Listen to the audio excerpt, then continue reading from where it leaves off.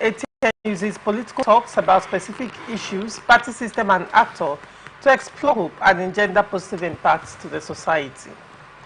Today on Open Conversation, we look at these stories. First, Rivers State. PDP boycotts local government polls. And then on to FCT. Court bars PDP orders from sacking Rivers State ESCOs. And then on to Adamawa State. PDP, APC, bicker over Edo election. And on APC, North Central Forum to appeal court's judgment on Ganduje's removal. And on APGA, Soludo orders to be suspended for anti-party activities, National Working Committee says.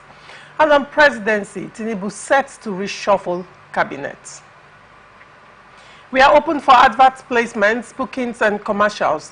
You can connect with us on all our ATN socials, Facebook and YouTube, Atlantic Television Network, Instagram and TikTok, Atlantic TV Network 1, and on Twitter, Atlantic TV Net. Watch us live on our website, www.atlanticnetwork.tv. We'll go on a short break. When we come back, we'll delve right into the show. Do not go away.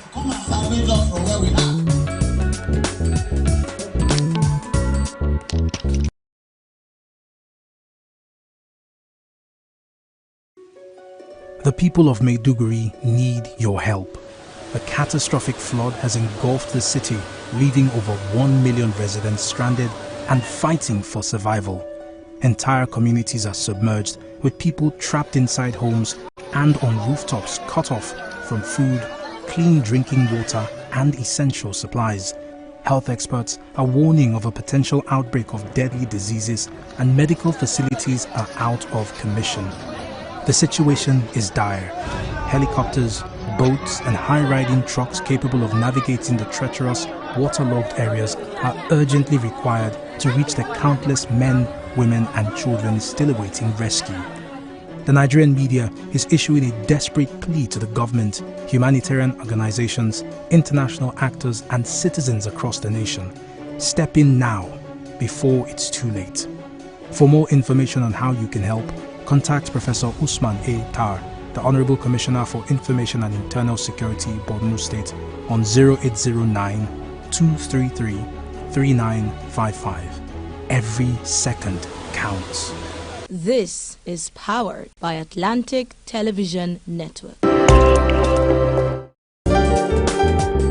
Representing people, Mr. President, my people are on the sea. I will place economic stability and confidence. To condemn this act, I propose to get the needs of this minister and the president. Give us access to our money within the chance.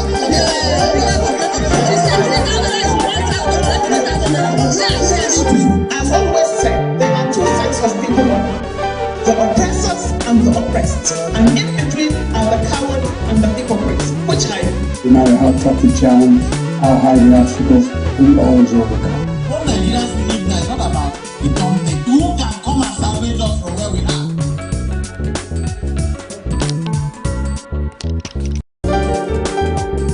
Representing people, Mr. President, my people are on the sea. I will place economic stability and confidence. To condemn this act, I propose to get the needs of this minister and the president. Give us access to our money within the chance.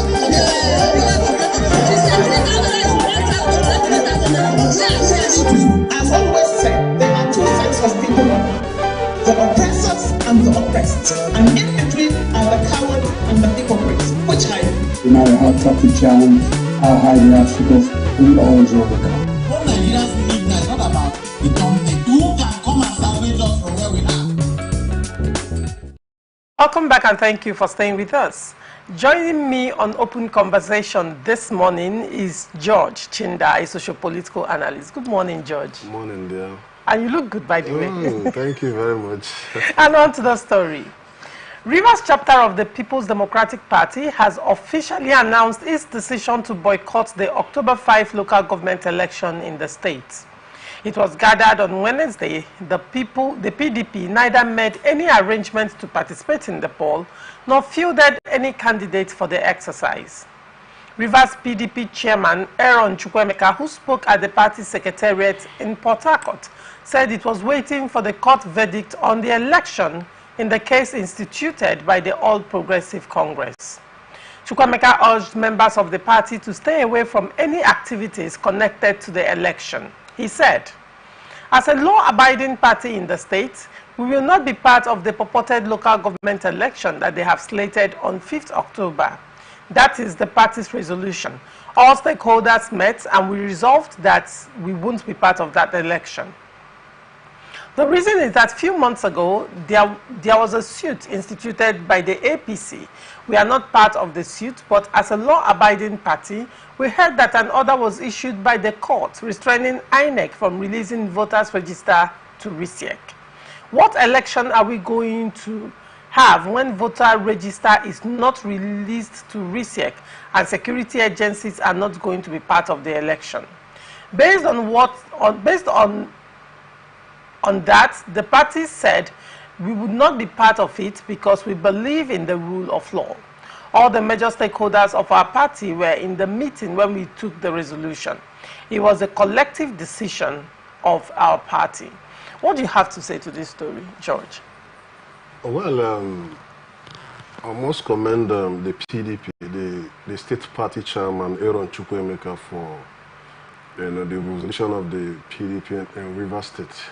The reason being that as a law-abiding party, as a party created by law, there is a restraining order against the election of October 5th by RISEC. There is an order of the courts, stopping INEC from obliging RISEC the voter register. Also barring the police, the security agencies from taking part in the election. So what kind of election would that be when there is no voter register? I mean, those who will vote will not even know if they are qualified or not, if they are actually captured to vote or not.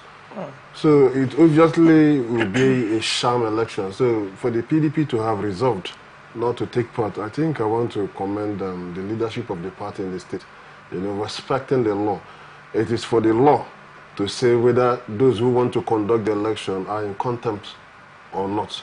But for now, what the PDP has done is to, remove themselves completely from whatever that will, the outcome. We don't know where the law will swing. So whatever the outcome, PDP has resolved not to be part of it. Right. Now, the question would be, the Martin Samehule led Rivers State House of Assembly has written the governor initially speaking about listing out the constitutional infractions according to them. And recently has also come out to also accuse the governor of not obeying court rulings. You'd recall that after this court order was given by the Federal High Court, the governor in response said that elections will hold.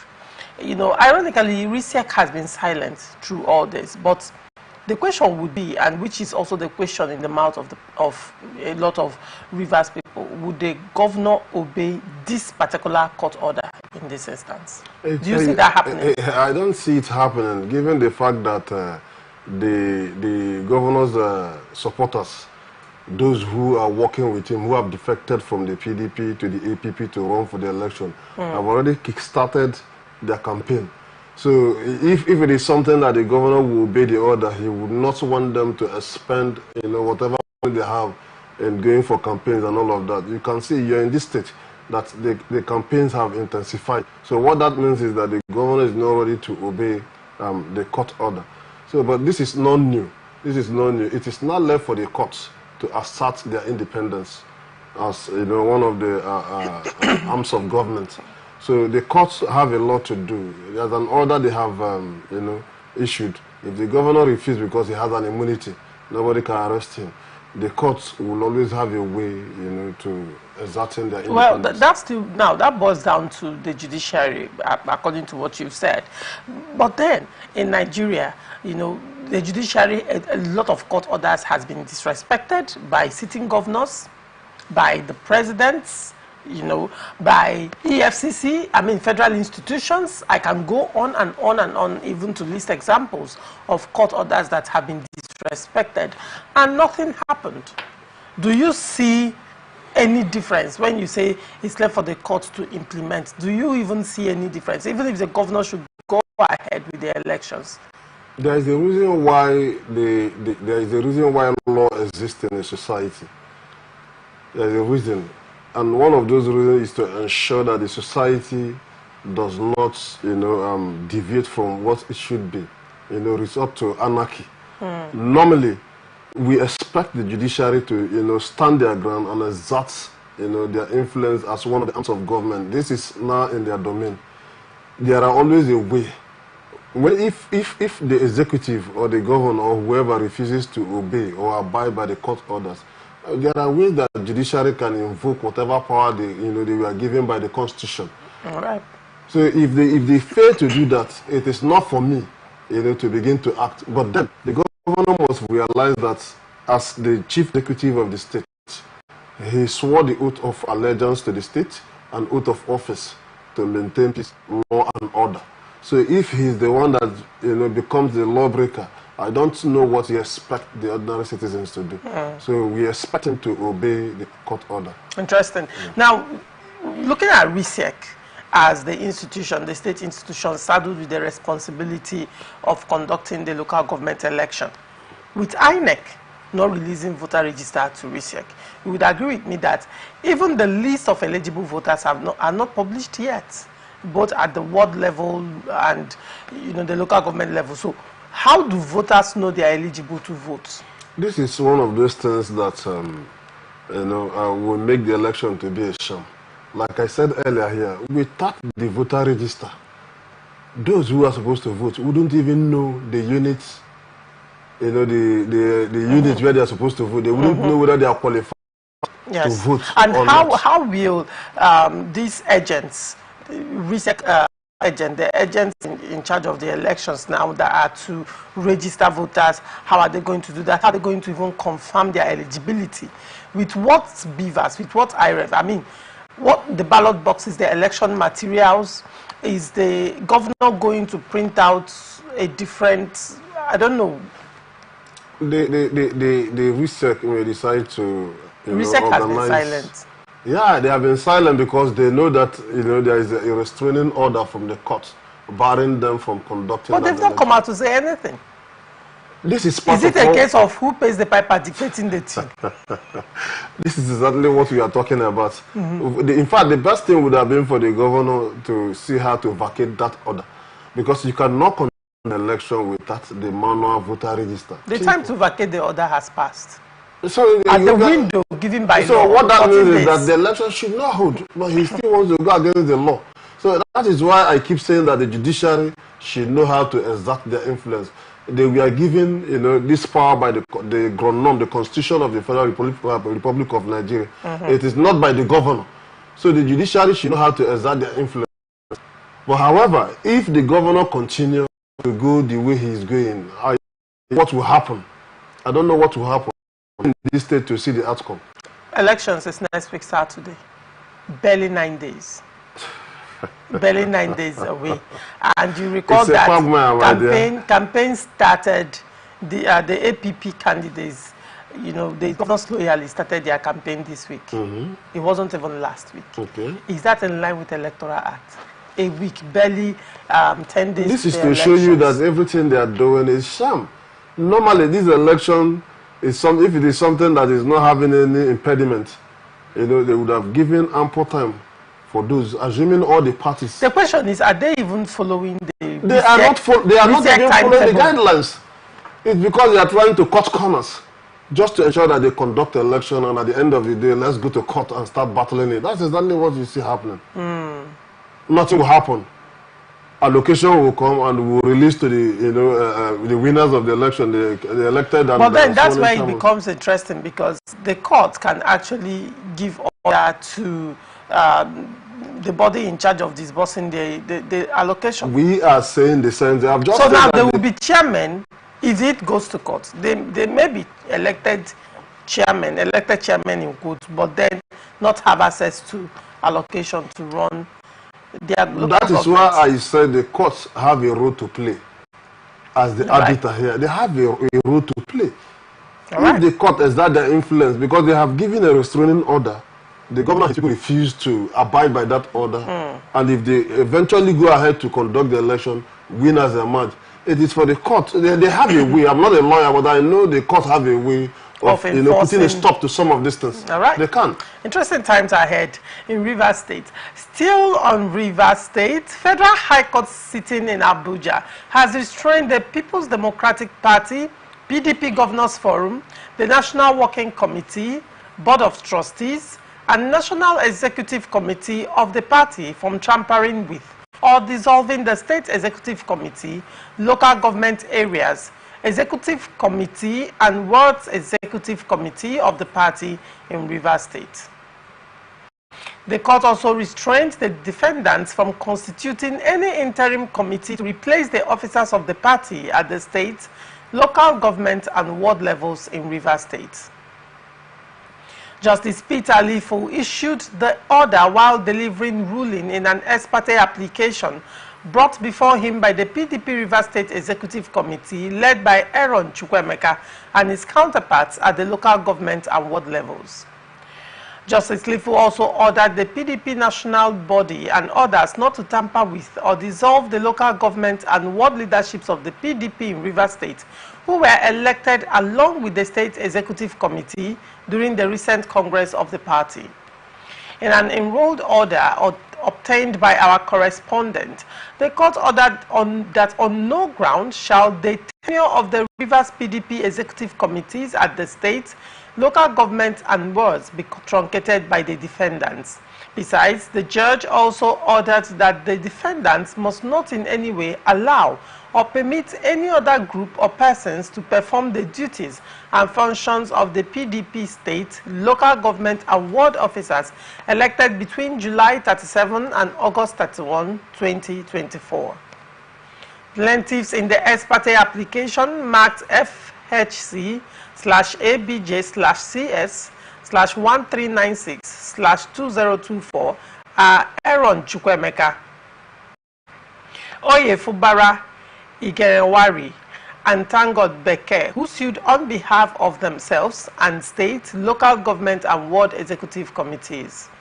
The defendants are PDP Umar Damagum, Samuel Ayamu, Umar Bature, National Working Committee, the NEC, BOT, INEC, and Alhaji Bala Mohammed of the PDP Governors Forum as first to ninth defendants. What do you have to say to this development in PDP Rivers State? Well, I think what the chairman of the party in the states, Aaron Chukwuemeka, and his group have done is to secure their place as the duly elected party officials in the states, from the ward levels down to the state executive committee members.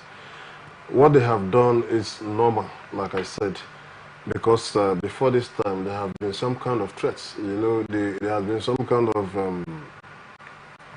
infighting for the soul of the party in Rivers. You know, with the governor of Rivers State, Siminalayi Fobara, leading his charge on one part, and the minister of the FCT, Mr. Wiki, on the other part, you know, alongside his supporters. So just recently, the party held the election. You know, the Congress from the ward level, local governments to the state level, and winners emerged. The party now have officers. But in recent time, we began to hear from the Governors Forum chairman, that is Governor Bala Mohammed, and his group, you know, trying to remove or trying to cause some kind of problem that will lead to the governor of Rivers State taking over the structures of the party.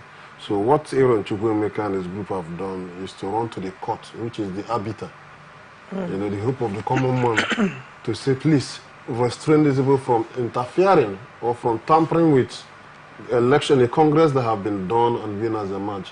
It is their right. They have that constitutional right, you know, to protect themselves. So what they have gone is to, you know, what they have done is to go to the courts and to forestall any attempts. Yeah, in case anybody is plotting anything to remove them, please, court, protect us. That's what they have done. And for me, could this also be a fallout of the internal rife between going on in the PDP Governors Forum with a section, you know, supporting Governor Siminalayi Fubara and another section on the side of Umar Damagum?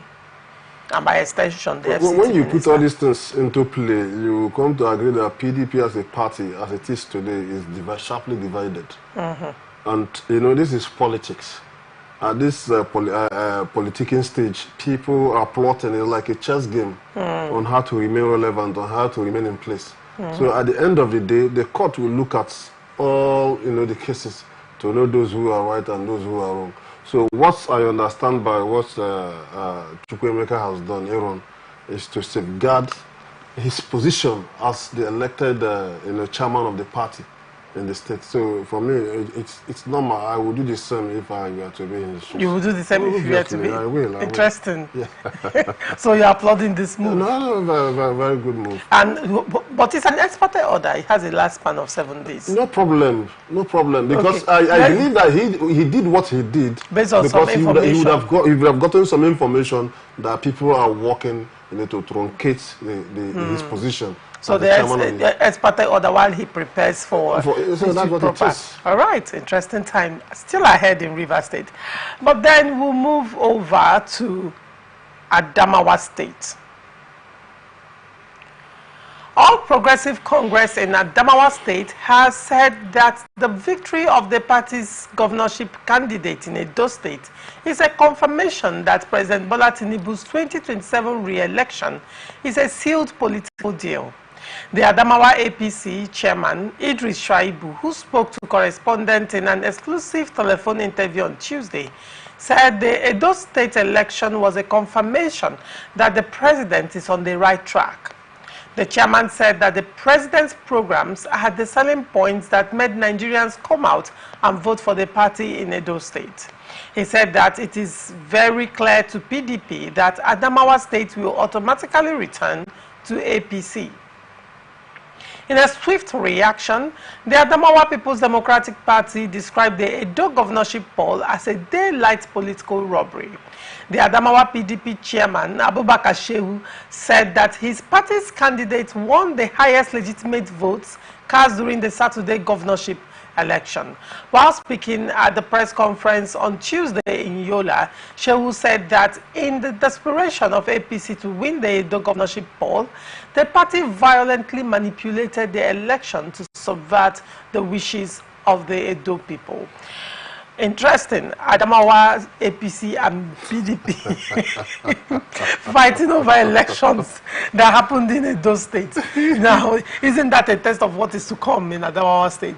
But then what do you have to say with what the APC has said in Adamawa State, saying that the victory of APC in Edo State is significant to the 2027 presidential elections, that the president's re-election is a sealed political deal?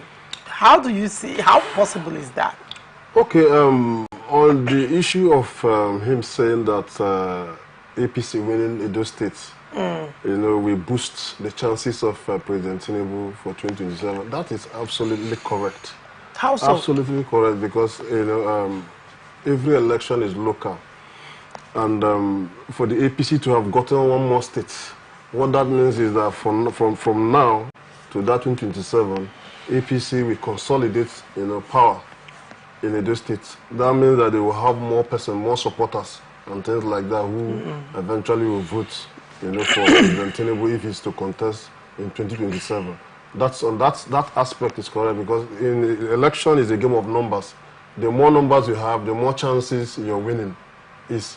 Okay. Now, but for him to say that it is the people of Edo State voted massively for APC because of the programs of the president, I completely want to disagree with that. All right. You know, I think he was just sounding politically correct to say that, and also to promote and project, you know, Tinubu. We are all in this country. I'm not saying that the president's policies are too bad, but what I'm trying to say here is that election is about interest. Even if the president is completely bad and Nigerians are dying, it has nothing to do with Edo State. The people of Edo State may have said that maybe the APC is, you know, has what it takes to, you know, propel them into prosperity and all of that. So what I'm trying to say now is that interest is what determines the outcome of votes, not because of the programs of the president that is far from Edo State. So that one is just trying to sound political correct. All right. Then on the part of PDP, you know, claiming that the election was a daylight robbery and all of that. It is normal when people lose election. They want, especially in Nigeria, they will cry for, even before the election. You saw the dust it generated with the resident electoral commissioner, VK, this, that. So all these things is just normal for Nigerian politicians. The court is there. If they feel that they were robbed, they should approach the court with all the evidences. Like I said the last time I came here on this election issue, election is conducted from the unit level. Every party that is interested in running election, that has the wherewithal to run election, should ensure that every unit in that election is manned by one of their persons. And the person, before the person sign whatever result, it should be, you know, reflective of the actual vote of the people. So these are enough evidence for you to approach the court with. They should stop, you know, inflaming the society with all kind of rhetorics, you know. All these things, before you know it, will snowball into some kind of violence. The court is there. Let the PDP that have lost the election, as announced by ANEC, approach the court to seek for redress. All right. Now, you made three very salient points, but I want us to dwell a bit on your first point, when you talked about Edo State, APC clinching Edo State being a pointer to the fact that APC will win or will return to power at the federal in 2027. Now, when you look at Edo politics appears to be slightly different from the usual state politics, in the sense that in 2023, the last presidential elections, APC was the ruling party as at 2023 under Buhari. But in Edo State, Labour Party won overwhelmingly. Recall that APC had federal might, PDP had power of incumbency, and all these things play out during elections. Yet, in Edo State in 2023, it was the power of the masses that was clear. It was as clear as it was a landslide win, you know. Edo State voted massively for Labour Party. How do you now think that in PDP in 2027, those people will suddenly change and begin to consider the interests of the federal? I said earlier here that every election is local. We have our ways. We have our ways of doing things. Now, when you talk about the masses voting massively for the Labour Party, that is true, simply because the P2B effect, as at that time, you know, swayed the masses into voting for change, given the fact that the president at the time, Buhari, you know, was not, you know, doing completely well for Nigerians. P2B was like something different, coming to change the narrative. So people keyed in. Now for 2020, the next cycle of election, which is in 2027, the APC have already won the districts. It is more work for the governor and the leaders of the party and followers of the party to convince people by doing what is necessary. As a leader, if you begin to put some of those your policies and programs that is affecting the life of the people, those same masses you're talking about, who are, you know, active contributors to what we are doing, you can change the narrative. You can sway them into voting you. That's exactly the point I'm making. You now have the powers. You know that when it comes to the state, at the state level, people can be swayed into voting a governor, a sitting governor, you know, based on the impact he has made. Okay, in their lives before he but when it becomes at the presidential level, the dynamics appear to be very different. That is where they have to do more work. This is you have to do what we call even door-to-door sensitization, reaching out to people, appealing to their consciences on why they should vote your party at the national level. Now, when you talk about more work by the states in order to clinch votes, you know, for the federal, that appears to be because the dynamics of state elections is entirely different from what is obtainable at the federal elections. Now, when a governor puts in more work as an incumbent, and who will have second tenure, who will go for a rerun, people would tend to naturally vote for him, go for him. But when at the federal level, the policies of the federal is negatively impacting the lives of the people at the grassroots, people will vote. You will recall that in many states during the 2023 elections, some states massively voted for Labour Party, but Labour Party lost at the governorship election. Labour Party also lost the state House of Assembly, even federal seats. That's a clear transition. So what happens at the federal is very different from what happens at the state. Probably because when it comes to the state, people know you one-on-one. They can relate with you one-on-one. They can tell your antecedents. No, but at the federal level, people will judge based on the policies of the government, how it has affected their lives positively or negatively. Beyond that, we must give kudos to P2B. I have been following elections in this country for a very long time. Yes. We've never had it, in recent times, we've never had it this way. Of course. P2B came with a narrative that changed the perception and mindset of the electorates. That was why you saw that, what played out in that election. The dynamics. People voted here for national election and voted differently for it was because of P2B. All right. So what I'm saying is the leadership of the APC in the states, having won the election in Edo State, have a lot of work to do to convince the people by doing the things that are right for the people and also appealing to their consciences to vote for your party at the national level. This is possible. This is possible. Well, even when the policies of the national is affecting the state, affecting the citizens of the state. Make it make sense to me, George. How? Okay, let's break it down.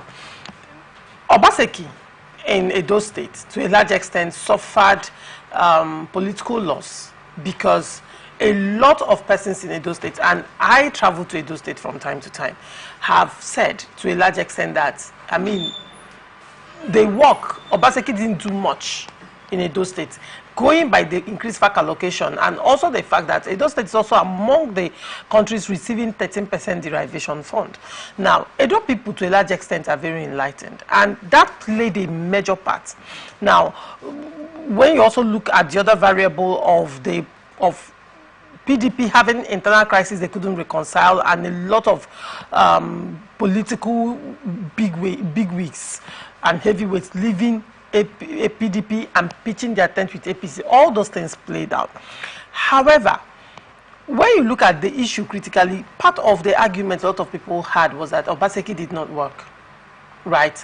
And now they, for some strange reason, they left Apata and went for the APC, even though P2B was present in Edo State. The P2B influence to a large extent did not hold water in Edo State election, because even some obedience defected, pledged their support for APC 2 days to the election as well. I was following the elections in Edo State very closely. Now, all these things played out, entirely different dynamics at the state level. Now, if the federal government is taking decisions and making policies that are negatively affecting the people, prior to the emergence of Tinubu, fuel, we were having that conversation off camera. Fuel was less than 400 naira. Now you're buying fuel at 1,200, 1,300 right now. And not just that, do we talk about tariff hike in electricity? Do we talk about food scarcity? Do we talk about increased insecurity because of hunger? There are a lot of things we can talk about. And it is negatively affecting people. Now, that will be an act of God. That would be an act of God. Probably you could say rigging elections. Yes. But if you are to look at things, unless something happens between now and 2027, unless probably the government starts coming out to break down these policies and how it has future benefits, probably right now, we are at the incubation stage of these policies, and probably in the next 3-4 years, we begin to reap the dividends. Then the government has to engage massive orientation of the masses for that to even happen. So how do you shift these dynamics that you as a governor did a lot of good work, and the federal at the same time, even though you belong to the same party, are churning out policies that are negatively affecting people? How do you expect the people to vote for the same person just because they love you? I said something earlier that we must give kudos to Peter Obi for the change in the way we see elections and the way the masses turned out to vote massively for, you know, a party that is not well known, that is not well rooted. So kudos must be given to Peter Obi. We've not seen it like this before. Yeah. Then again, I said that every election is local. The governor of, what they call it, the incoming governor of Edo State from the APC will have a lot, will have a lot to do by way of performance and by way of reach out. When I say every election is local, what I mean by that is that the people, the politicians there, are the ones that knows this electorate. They are related to them one way or the other. There are ways that they can you have to, in politics, just like the way people go fishing, you know, for Christ. Christians go fishing for Christ. That's how politicians will go fishing for these electorates. You reach out to them door to door. You convince them. You can even use what you're doing as a state governor to convince them that the person that is coming, you know, will also do well. Even though so far, you can give them reasons. This is Nigeria. The way we look at it, you know that there is a transition right now in elections and politics in Nigeria. So there appears to be a transition where people are no longer loyal to parties. Their loyalties, to a large extent, are individual. I agree with you to an extent, but the number is very minute. The number is very minute. There are very few persons that can, on their own, say, I am not voting here, I'm not voting here, I'm voting here, based on conviction. It is not usually like that at the local and grassroots level. When you go to some of these communities, now education also plays a role. So people don't even know who, you know, these candidates are. Yes. So it is about the leader who lives in that area, who is known to the politicians, who is also a politician, who one way or the other have been assisting. Forget that we live in we live in urban centers where it appears that many people are wise. Go to some of these rural settings. You find out that most people there do not even have a say. Like one of my politician friends would tell me, even if the person is a nitwit, but provided the person have a thumb, the person is relevant politically, such people will be given what they eat and things like that, and they will be instructed on where to vote. It's a drive. It's a vote that is not rigged. The person actually voted, but the person was swayed into voting without even knowing the person is voting for, and you know what the person is coming with. So, and if you look at people who live in rural areas, they are more in numbers than those who live in urban centers. They are more. So just give them the logo, you know, because this brings this brings to memory the election in Imo State. You know, when some of the illiterate women, they will now say, umbrella, it's umbrella. Umbrella, that is PDP. Umbrella. So they will now say, umbrella is my daughter. Show me, where is the umbrella? And this polling, these party agents, you know, will now take and say, this is the moment they see that umbrella. Even if you're pointing Papa, Mama, Piki, the person will be pointing at the umbrella. So yeah, this plays a major role. The illiteracy of the voters, the electorates, particularly in the rural areas. And the rural areas, they have more numbers compared to what people who live at the urban centers. So when you look at all these things, that's why I said the man will have a role to play. It is not this. When these rural people love him, when he has done so much to sway the emotions of the voters to his advantage, then he can now build on that advantage to educate them to vote for his party at the federal level. That's the point you're making. Yeah. If you analyze the last presidential election, you look at the areas where P2B won, are mostly urban centers. Even in the states where he won, look at the vote that is coming from the urban centers. Because there were people that were mostly on social media, they were enlightened, they were engaged a lot on social media. So these are they understood the rural dwellers. Most of them don't even understand what is at play. their own is that they have their PVC. They don't so understand whoever is the political leader in that area Yes. that comes and tell them this is where we are going, they key in. And they vote alongside without knowing who the candidate is. So that is why I said every election is local. And that's why you say it will play out. It will favor. It will continue to play out. Those states. It will continue to play out. Interesting. All right, we'll go on a short break. When we come back, we'll continue with the show. Do not go away.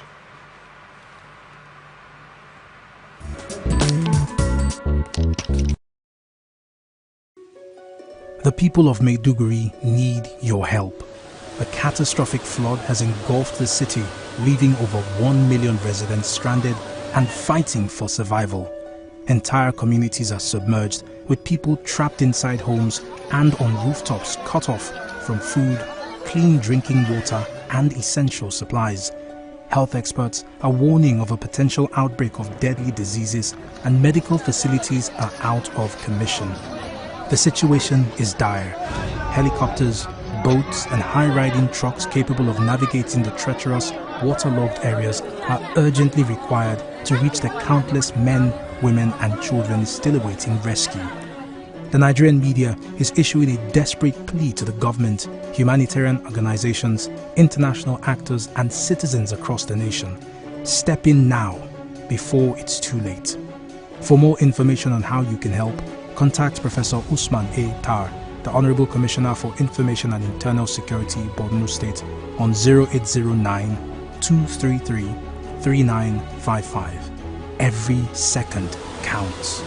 This is powered by Atlantic Television Network. Representing people. Mr. President, my people are on the sea. And will place economic stability and confidence. To conduct this act, I thought that critical belief of this minister and the government. Give us access to our money.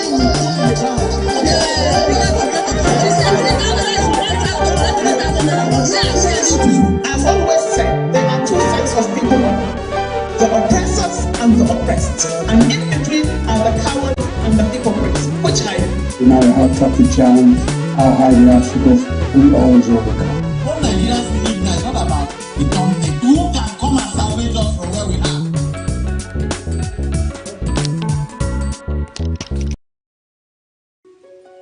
The people of Maiduguri need your help. A catastrophic flood has engulfed the city, leaving over 1 million residents stranded and fighting for survival. Entire communities are submerged, with people trapped inside homes and on roofs cut off from food, clean drinking water and essential supplies. Health experts are warning of a potential outbreak of deadly diseases, and medical facilities are out of commission. The situation is dire. Helicopters, boats and high-riding trucks capable of navigating the treacherous, waterlogged areas are urgently required to reach the countless men, women and children still awaiting rescue. The Nigerian media is issuing a desperate plea to the government, humanitarian organizations, international actors and citizens across the nation. Step in now, before it's too late. For more information on how you can help, contact Professor Usman A. Tar, the Honorable Commissioner for Information and Internal Security, Borno State, on 0809-233-3955. Every second counts. This is powered by Atlantic Television Network. Representing people. Mr. President, my people are on the sea. And will place economic stability and confidence. To conduct this act, I thought that critical belief of this minister and the government. Give us access to our money.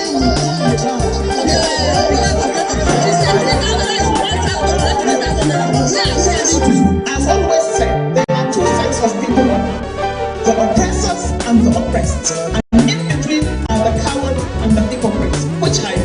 No matter how tough the challenge, how high the obstacles, we always overcome. What Nigerians believe now is not about the government. Who can come and salvage us from where we are?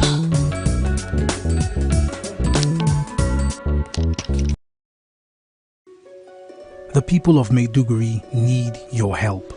A catastrophic flood. Representing people. Mr. President, my people are on the sea. And will place economic stability and confidence. To conduct this act, I top of the lead of this minister and the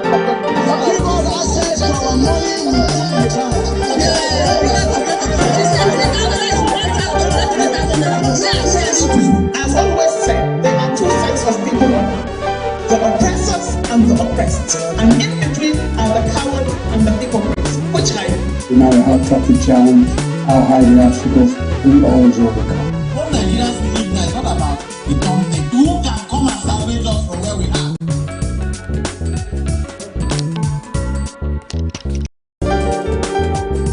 Representing people. Mr. President, my people are on the sea. I will place economic stability and confidence. To condemn this act, at top of the lead of this minister and the Give us access to our money.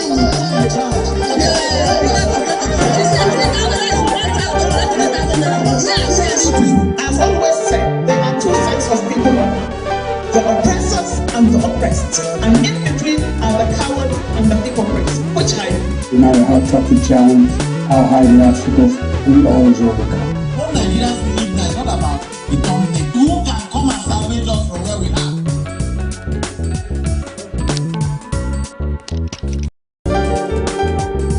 Representing people. Mr. President, my people are on the sea. I will place economic stability and confidence. To condemn this act, at top of the lead of this minister and the Give us access to our money.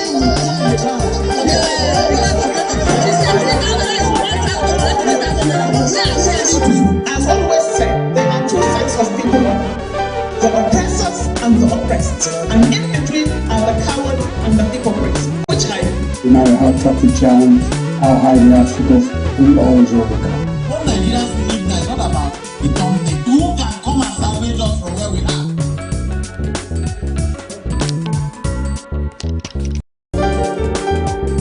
Representing people.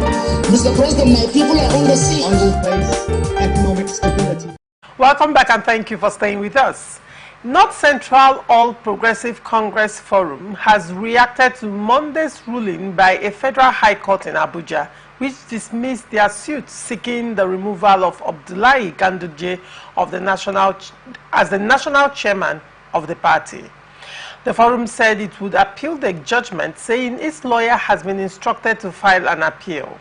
Recall that the forum had sued Ganduje, the APC, and the Independent National Electoral Commission, asking for the nullification of the appointment of Ganduje as the national chairman of the party, saying it is a violation of the party's constitution 2022 as amended, as well as the zoning arrangement for the party for the chairmanship position to be for the North Central and not the Northwest region where Ganduje comes from.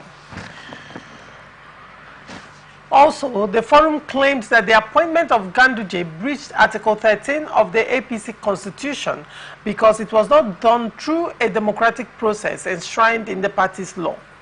In his judgment Monday, Justice Ian Ekwo dismissed the suit, saying the forum is not a jurisdictic person and not registered in law, and it has no legal power to file the suit. Ekwo stated the forum failed to explore the internal mechanism for peaceful resolution of issues before rushing to the court, adding that the appointment of officers for APC by its National Executive Committee is an internal affair of the party that no court can dabble into. However, the chairman of the forum, Saleh Zazaga, said, "We will appeal the judgment. Our lawyer has already been instructed to file the appeal. One vital thing we are seeking from the court is the interpretation of the party 2022 constitution as amended and the zoning arrangements, but that wasn't done. The earlier the president and the party know that Ganduje's remaining in the office is retrogression for the party and will incur legal liabilities for the party, the better. We believe that the party will not want to trade the whole of the North Central region for Ganduje, so the needful should be done fast. That is all I can say to that." What do you have to say in reaction to this story, George? Well, I think that using alternative dispute resolution to resolve some of these intractable issues is the best way. Court can not really give them what they are seeking for. Justice Ian Gelpo has just said is a reaffirmation of the Supreme Court ruling that the court does not have any right whatsoever in internal party affairs, internal affairs of the party. There's a ruling like that from the Supreme Court. So this thing is just exercise in futility. The best way is to use alternative dispute resolution. If you feel that it has to do with zoning and it is the turn of the North Central, we should not trade it for someone who is not from that region and all of that. It is something that the party leadership and stakeholders can come, sit and brainstorm. But North Central has been making these calls for a long time. Why hasn't the party looked into it? The North Central has been making this call that Ganduje is from the Northwest and he should allow North Central to finish their tenure. Well, it is still an internal party affairs. Like I said, it is something that they can resolve, within themselves instead of rushing to the court, because the court cannot give them anything. It cannot give them whatever they are seeking for, given the fact that there is already a ruling, saying that internal party matters should be resolved internally and all of that. So they should look for a way, and see how they can call the attention of the president. There must be a give and take thing. Like he said, if this matter is not resolved, it could lead to, the party losing some kind of its credibility, because if most of those guys leave the party to another party, one way or the other, it will affect the chances of the party winning. But like Justice Ian Gelpo said, the forum is not... It's not registered. Not a legal person. It's not even registered. Identified legal. It's not registered. It's not registered so anywhere. They should stop using that forum. Where's the locus? They do not have locus to even institute the case. So this could just be disgruntled few men who have been, removed or who have not been carried along in the scheme of things. Trying to use that forum, using the umbrella of North Central. They might not even have the support of the leaders of North Central in this agitation. If you go through this, the name you're calling now is quite strange to me in the APC. It's not like someone that we know. I mean, I'm not from the region, but if it is one of those high-profile, APC people would have known. Okay. So this could be some persons who have been shot at, from benefiting one or the other, rallying a few persons who are disgruntled. Let's challenge some of this. So if you're using the North Central as a zone to challenge this, ask yourself, even the leaders of North Central from the party, are they part of this forum? So I think, in trying to see how they can get something for themselves, they should look for a way to resolve internally. They should appeal to the conscience. They should have a meeting and they should discuss. They should leave the court. They can't get anything from that place. So if they cannot get any relief from the court, the party is not willing to shift its base. They are not willing to listen to them. What then should they do? Yeah, they can move. Now, defection is realignment is allowed. They can move to Labour Party. They can move to PDP. They can move to APP. So in a lot of ways, Ganduje still remains. But that is the implication of what is just playing out. Right, interesting. Probably to a large extent, it's also a pointer to, usually, for example, the Ugochinyere G60, right? Not registered. If they are not registered, not known to law, but they come out and make statements, authoritative statements to a large extent that have finality to it, calling out some persons and dabbling into state issues. The question now would be, where is the locus to do that? No, even at that, with all the statements they have been issuing, all those has it really, led to, anything tangible? Nothing. It's just, see, in politics, we have, pressure groups within the party. Okay. People can come, regroup, just to apply pressure on the leadership, or geared towards getting something. Maybe they have not been recognized or something. So the threat will be that if you don't give us this, we'll leave the party. And these could be leaders from various areas. Like I said, election is a game of numbers. So party will not be happy to lose, especially during electioneering, to lose their members that have overbearing influence on the electorates in their respective areas. So if these men who have regrouped say, okay, we are leaving the party, it should be a loss for the party, because for each of those men that left the party, they might have 1 or 2 or 3 persons that takes because of them to vote for the party. Right. It's just natural. So the party will not be happy to lose them. So it is on that strength that those men will come to say, we are giving ultimatum, we are giving this.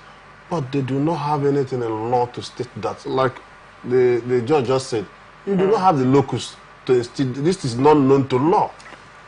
All right. National Working Committee of the All Progressive Grand Alliance says it is set to suspend the governor of Anambra State, Chukwuma Soludo, and his co-travelers. The party's national chairman, Chief Edozie Njoko, who addressed the press at the Federal High Court in Abuja on Wednesday, said the governor has thwarted every move by the Supreme Court recognized National Working Committee to restore peace in the party and has continued with his anti-party activities. Edozie said by Thursday, 26 September 2024, the National Working Committee would announce the names of members of the party who has been suspended for anti-party activities, including the governor of Anambra State, Soludo. Ahead of the off-cycle governorship election in the state, the national chairman maintained that the party has no sole candidate for the election.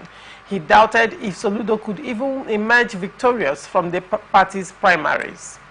He said that anyone interested in becoming the governor of Anambra State should come forward and go through the process, which according to him would be seamless. What do you have to say, George? APGA suspending their only governor. It is obvious that problem is brewing in APGA in Anambra State. It's obvious that the recognized party chairman by the courts is at loggerhead with the governor. It is obvious that he would not want to, from his statements here, that even if they are to conduct anything, that Soludo will emerge, the flag bearer. What that means is that there is a breakdown of relationship between the governor and the chairman and his co-travelers in the party. So Soludo as a governor, who may still want to run under the platform of APGA, is working to ensure that the chairman does not have his way. That is why you see them instituting cases here and there. Because he has seen that the chairman cannot give him the support that he needs to become the flag bearer. So what is happening there now is a battle for the soul of APGA in Anambra State. So this thing will continue to linger to the point where if the chairman, the chairman recognized by the law so far, happens to remain as the chairman, what that means is that Soludo, if he still wants to run for the governorship of Anambra State, will definitely leave the APGA and look for that party. But if he wins the chairman... Well, wouldn't that be a tough one for him, because APGA has major control of Anambra State? Well, there's what we call political expediency and survivor. At this point, if he, like I said, if he still wants to run for the election for the next cycle as the governor of the state, and eventually he doesn't have his way in removing this chairman that is recognized by law, he cannot, like the chairman said, if they are to conduct primaries, he doubts Soludo will emerge. And he also opened the governorship ticket for everybody who as is long interested. as they have interest. What that means is that he's not rooting for he's no more the sole candidate anymore. The relationship have broken down to the point irretrievably where they cannot reconcile their differences. So it's now battle to finish.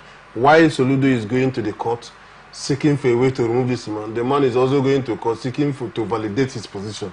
So by the time the court decides, if it favors the chairman, Soludo will definitely leave the APGA for any other party in the state where he will use to run. Party is a vehicle. The court has already favored him, actually.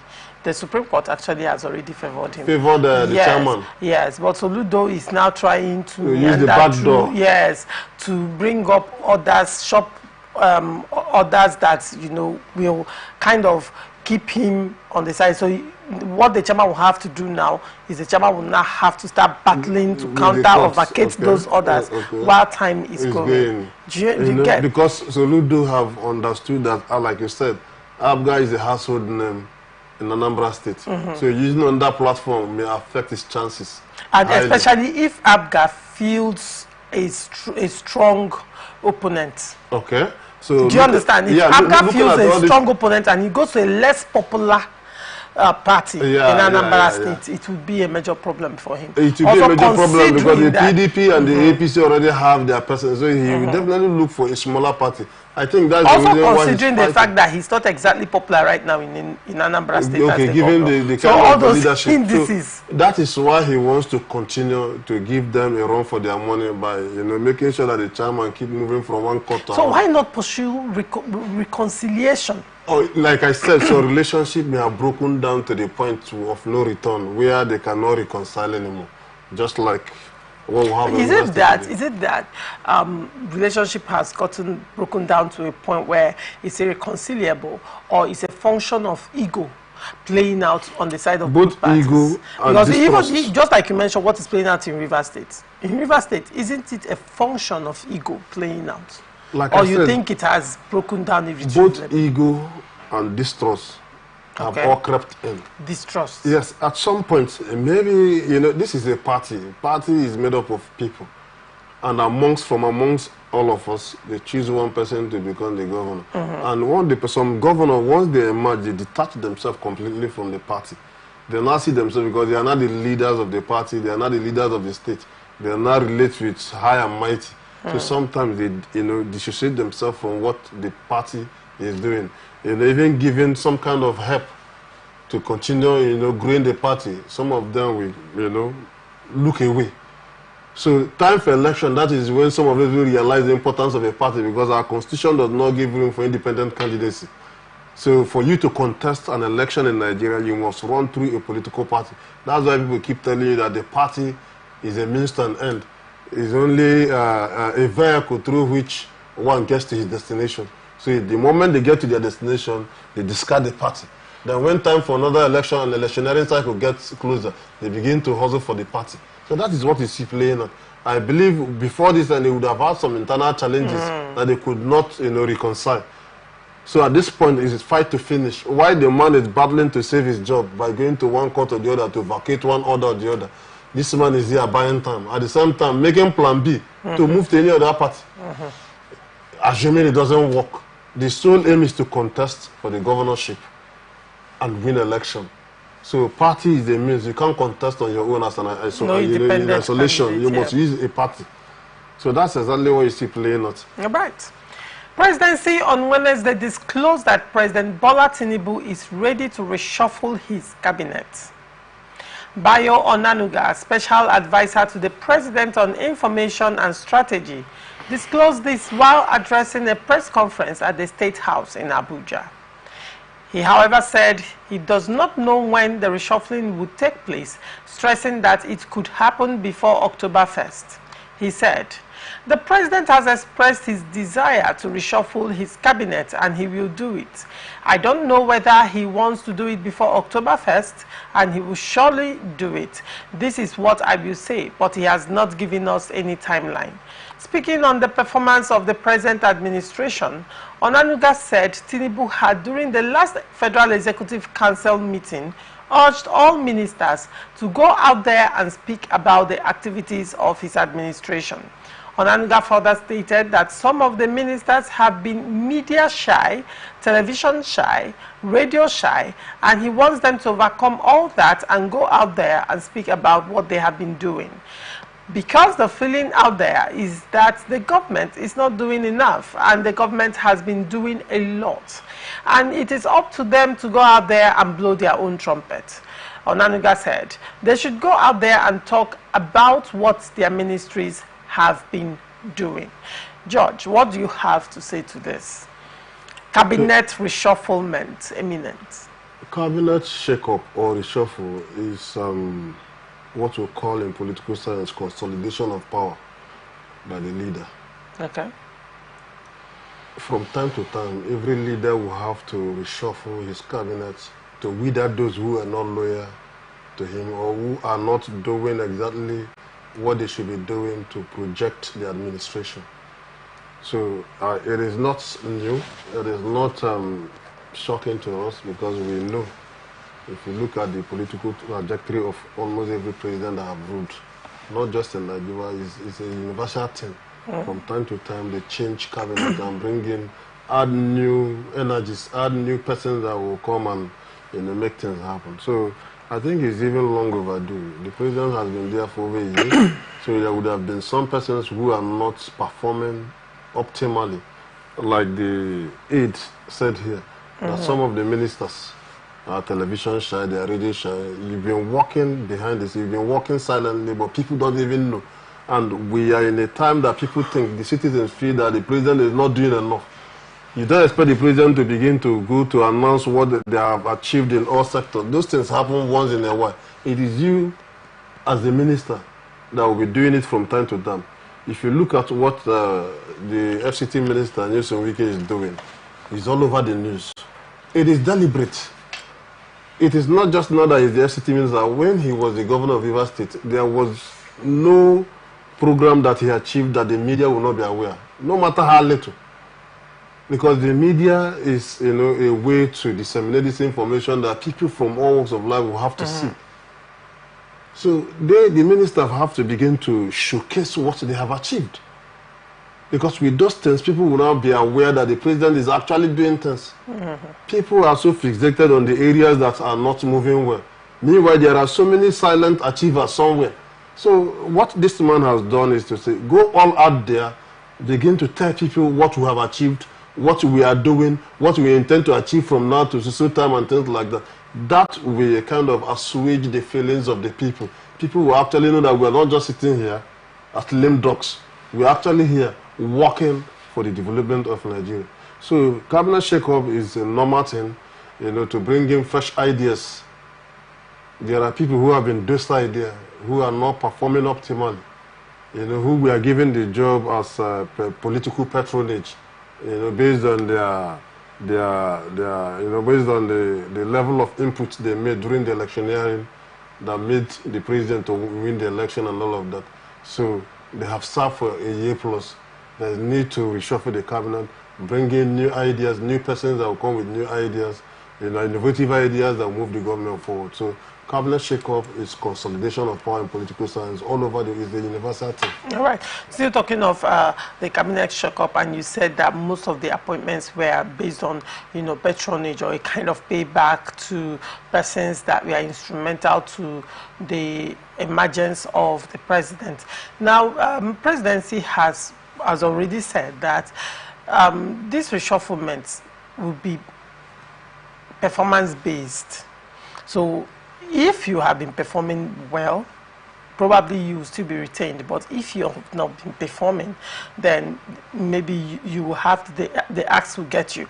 But then, the presidency has also come out to say that a lot of lobbying has been going on. In fact, that the president has been under immense pressure since the information of this eminent cabinet reshufflement, came out. And he even went further to say that they even advised the president to, relax when he traveled out of the country, to not come back for a few days, so that, the pressure will not intensify on him. Now, in the absence of the president, the lobbying has been heavy on Gbajabiamila, the chief of staff to the president. I mean, so now political godfathers who have their stooges and their minions, in the cabinet as ministers, are heavily lobbying, because when when the minister is removed, to a large extent, your political relevance has dropped greatly. What do you have to say to that? Lobbying is political. Lobbying is not bribery. It is permissible within the political system to lobby. People will lobby with various things. Look at my antecedents. Look at what I did. Look at what I'm bringing to the table. This is what I can do to ensure this and that. It's normal. People will lobby. The final decision still rests with the president. The onus to appoint rests with the president. After lobbying, whether you lobby Gbajabiamila, he will also go back to his boss to say, based on this and that, I think this person fits the bill and all of that. The president will have to review some of those things and take his final decision, and the name will be sent to the National Assembly for when you say the final decision lies on the president, you also said that Gbajabiamila also has a role to play as well. He is the chief of staff to the president. And sometimes, the president sometimes entrusts some of these things to his trusted aides. If he has entrusted Gbajabiamila with the person to receive some of these people who will definitely come, I think he has a role to play, to recommend. The final decision rests with the president. But this aides but who are can the working with decision him, be influenced? well, anybody, because the president is a human being. Can be influenced by based on their closeness. You've also not, somehow, people are not talking about the role of the First Lady in situations like this. Well, that is... But probably because it is not an official office recognized by law. Not an official office does not mean that the First Lady does not have a role to play. Or have powers. They have powers because, they have their inherent manipulative powers as women. Yes. Interesting. That's normal. That is something that is known to everybody. A woman that is married to someone for, that number of years, they would have had so many things together. Honey, do this for me. After all, I do this one for you. It's normal. It's normal. How is that manipulation? I use the word inherent because you know that is not what the man would have done ordinarily, but because of your closeness with him, you manipulated him to doing something. Manipulation. Yes, that's manipulation. You're still using the word manipulation. Inherent manipulative powers that the women have to manipulate those who are so close to them. So, George, what we are saying is this. Yes. Lobbying is not about, and it's permissible within the political, system. Yes. The president will not receive some of these persons that will lobby. When you say lobbying, even in America, you don't go directly to the president. You don't even have access to him. There are contact men, and some of those contact men could be the chief of staff and other people who are close to him, like the wife and other persons who could be the contact men. Please help and talk to the president on my behalf. Please, I am qualified for this job. This is what I'm bringing in. Whether politically, whether intellectually, or in any other angle, provided it's something that will be useful to the government of the day. You sell your ideas, and those people will now go back to the president. I think Mr. George, coming from Social Region, fits this bill and this ministry based on his antecedent, based on his performance previously, based on what he did for this government to come into place. Please, put him here. If he was already a minister, why don't you change him from here to the other area where he can do? These are some of the things. They will analyze those things. Then the president will be the one to take the final decision. Sometimes some of those people lobbying may not get it. So it's just normal. The final decision on who becomes rests with the president. All right. And then, to a large extent, do you see this cabinet reshufflement? Do you even see it moving us in the right direction at this point? Because there are concerns and arguments that it is still the same persons. No, ideally, the essence of reshuffling the cabinet is to inject. What difference is it going to make? It is to inject new blood. Okay. New blood, inject new energy into what you're doing. So ideally, not realistically now, I'm talking about ideally, it is expected that the new persons that will come will lift this government, at least the rating within the citizens will be higher. Bringing in new persons that have ideas, innovative ideas that will come and change things. Because it appears that in the last 1 year plus, nothing is happening, which was the reason why the aide had to ask all the ministers to start going out, begin to tell people. We know that based on their monthly, Federal Executive Council meeting they give their appraisals and things like that, what they have been achieving. But most Nigerians are not aware of those things. But then, if it's said what they've been achieving and most Nigerians are not aware, if they are achieving things, I mean, it's in the faces of people. People will be able to tell that this particular minister is doing a lot of good work. Because the work, to a large extent, will be enjoyed by the masses. People will know when the media is aware of it and media is showcasing it. Now, let me give you an instance. The FCT minister, correct, is doing a lot of things. In fact, to a large extent, from what people are saying, the argument currently in the waves is that he has done more in 1 year than what he has done in Rivers State in 8 years. Yes. So now, in the FCT, it is visible to the blind and audible to the deaf what the FCT minister is doing, whether it's in the media or not. The people of FCT can feel it.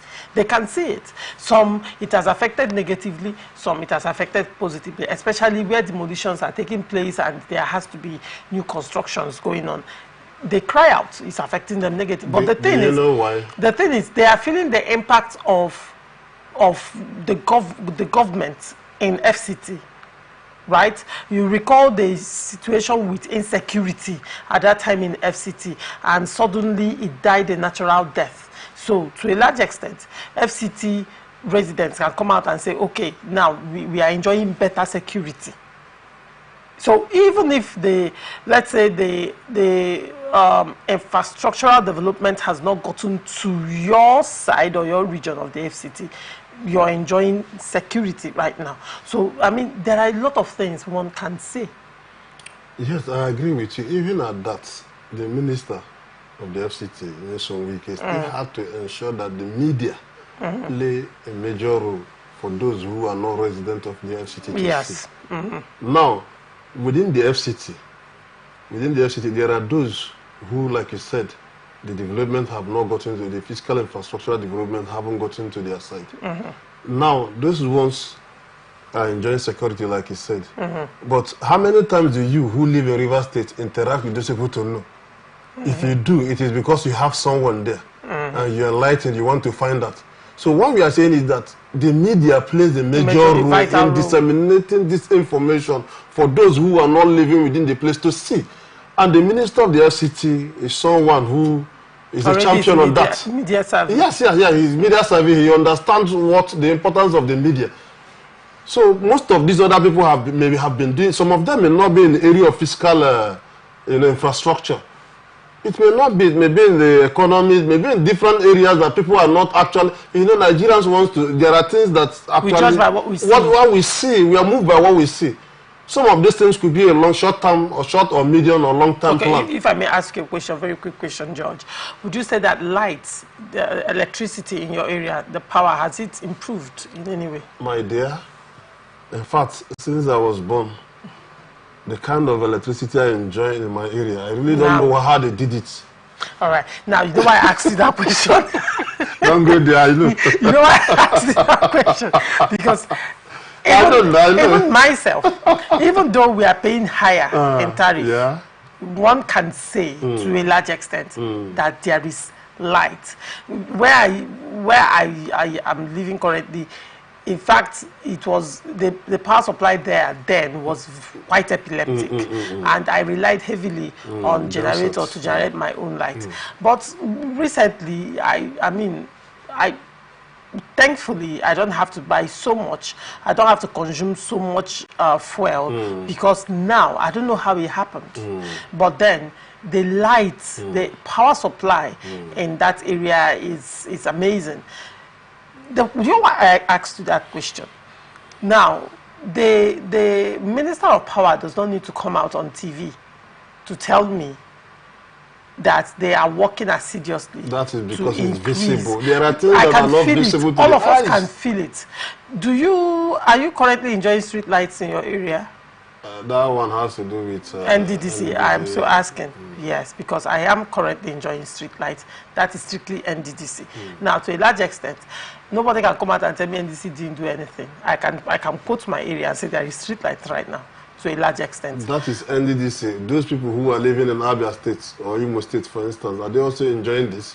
No, or those who are living in Taraba State. So if the NDDC refuses to use the media to showcase what they are doing, how will people know that they are actually impacting development? That's just the point I'm making. People, some of these ministers and the ministries, particularly those who do not, their ministries do not cover carry fiscal infrastructure projects. They should be telling people, like for science and technology, this is how far we've gone, this is what we've put in place. In 1 or 2 years' time, we'll be able to achieve, we enjoy this. For telecommunication, we understand that the tariff is high now. This is the area we are going. Within this is those things. By the time you begin to tell people who hold you by your word, you begin to expect, you begin to hope. But most of them don't say anything. So those things come out to people, don't even know the progress that have been made. because the presidency is not just about, you know, the way Nigerians are saying it. It encompasses all these sectors. So by the time all these sectors work together, it means that the programs of the president is actually working. And people can now, they are now properly giving orientation, they are giving proper orientation on what the presidency is doing, because everybody is blaming one man. Yeah, that is the matter. But however, there are branches of the presidency. And people are not asking questions. And that is the reason why it is very important for this cabinet reshuffle. For those who have underperformed, okay, no worry, bye-bye. We'll get new blood that can come and reinvigorate, you know, that ministry, so that Nigerians will enjoy the dividend of democracy. Hopefully, this cabinet reshufflement, hopefully the president gets it right this time around. Hopefully. You need to get it right.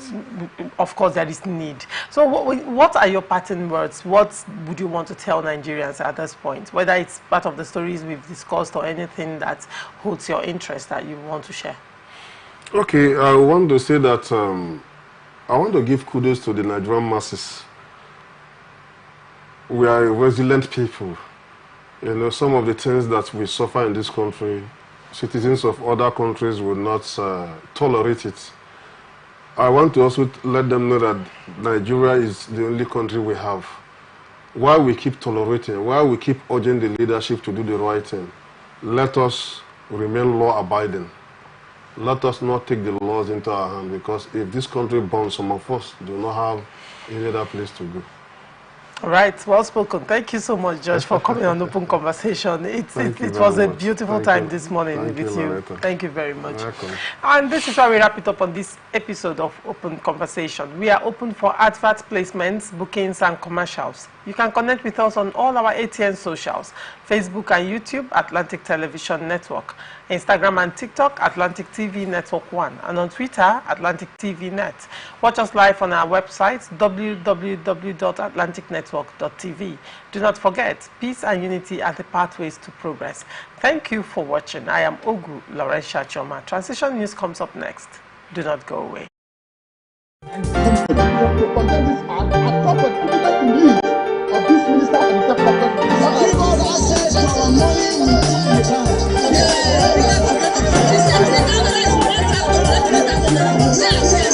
As always said, there are two sets of people, the oppressors and the oppressed, and in between are the coward and the hypocrites. Which are you?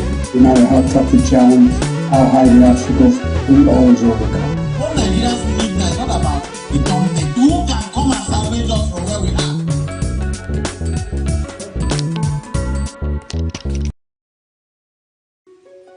The people of Maiduguri need your help.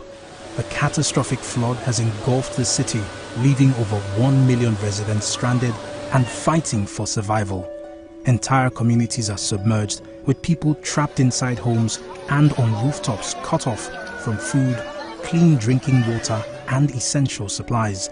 Health experts are warning of a potential outbreak of deadly diseases, and medical facilities are out of commission. The situation is dire.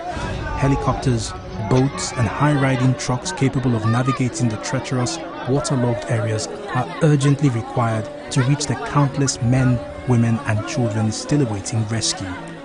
The Nigerian media is issuing a desperate plea to the government, humanitarian organizations, international actors, and citizens across the nation. Step in now, before it's too late. For more information on how you can help, contact Professor Usman A. Tar, the Honorable Commissioner for Information and Internal Security, Borno State, on 0809-233-3955. Every second counts. This is powered by Atlantic Television Network.